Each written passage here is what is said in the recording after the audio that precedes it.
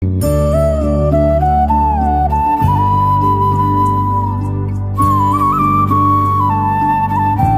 ఉదయకాల సమయంలో దేవుని యొక్క వాగ్దానము వినటానికి సిద్ధముగా ఉన్న ప్రభు బిడ్డలైన మీ అందరికీ మన ప్రభు అయిన యేసుక్రీస్తు నామములో శుభములు ప్రకటిస్తూ ఉన్నాం. ఈ రోజున ప్రభువు మనకు అనుగ్రహించు వాగ్దానమును మనము చదువుకుందాం. పేతురు వ్రాసినటువంటి మొదటి పత్రిక 3వ అధ్యాయము 12వ వచనమును మనము చదువుకుందాం. ప్రభువు కన్నులు నీతిమంతుల మీదను ఆయన చెవులు వారి ప్రార్థనల వైపును ఉన్నవి. అపోస్తలులను యేసుక్రీస్తు ప్రభు వారికి అతి దగ్గర శిష్యుడిగా పిలువబడినటువంటి పేతురు ఈ మాటలు తెలియజేస్తూ అంటున్నాడు కదా, ప్రభువు కన్నులు ఎవరి మీద ఉంటాయి అనంటే ఆయన దృష్టి నీతిమంతుల మీద ఉంటుంది. ఆ తర్వాత ఆయన చెవులు ఎవరి వైపు ఉంటాయి అనంటే ఎవరైతే ఆయన బిడ్డలు ప్రార్థన చేస్తూ ఉంటారో, ఆయన బిడ్డలు నీతిమంతులుగా ఉంటారో ఆయన చెవులు వారి ప్రార్థనల వైపు ఉన్నవి అని పేతురు గారు ఒక శ్రేష్టమైనటువంటి మాటను మనకు తెలియజేస్తూ ఉన్నాడు.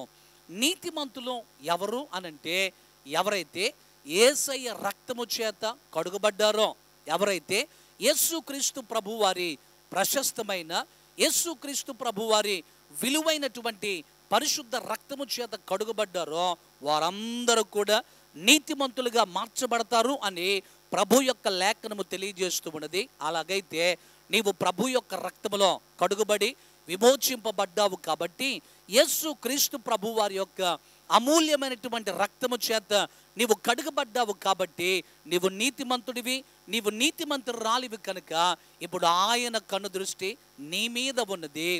ఆయన నిన్ను చూచేటువంటి దేవుడుగా ఉన్నాడు.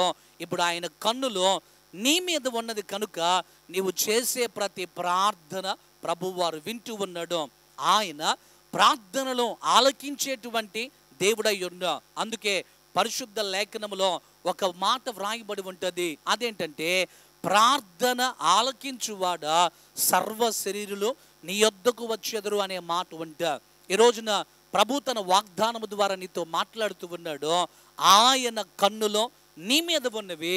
ఆ తరువాత నీవు చేసేటువంటి ప్రతి ప్రార్థనల వైపు ఆయన చెవులు ఉంచి శ్రద్ధగా, చాలా అటెంటివ్గా నీ ప్రార్థన, నీ మనవులన్నీ కూడా వింటూ ఉన్నాడు కనుక ఈ రోజున ప్రభువారు నీ ప్రార్థనలన్నిటికీ కూడా ఆయన సమాధానమును ఇచ్చేటువంటి దేవుడు.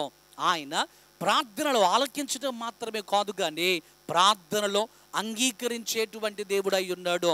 నీవు దేవుని సన్నిధిలో చేస్తున్న ప్రతి విన్నపాన్ని, ప్రభు సన్నిధిలో నీవు కారుస్తున్నటువంటి ప్రతి కన్నీటి బొట్టును, ప్రభు సన్నిధిలో నీవు ప్రభువుని బ్రతిమలాడేటువంటి ప్రతి విధానమును ప్రభు వారు గమనిస్తూ ఉన్నాడు.